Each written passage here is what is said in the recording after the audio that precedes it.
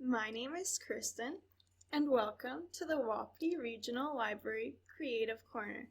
Everyone loves a good water fight, but water balloons can get messy, and water guns aren't always easy to find.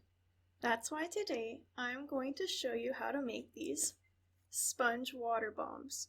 All you need for supplies is a few sponges and a rubber band. Keep in mind that this activity requires scissors and cutting, so it must be done with the help of an adult.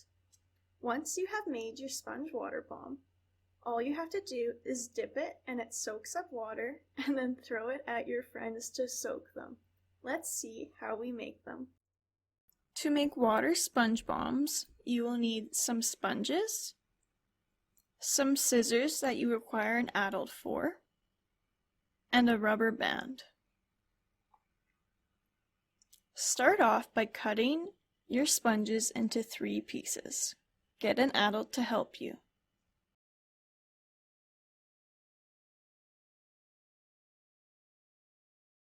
If there are any loose edges, you can simply trim them. You will then stack up 9 of these sponge pieces into a little cube.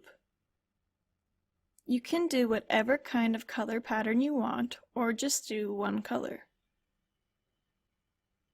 You will then grab your sponge block and take a rubber band and place it around the middle, like shown. Wrap the rubber band around a few more times so it is nice and tight. You will then just spread out the sponge pieces to make a nice water bomb. There you go. Super simple.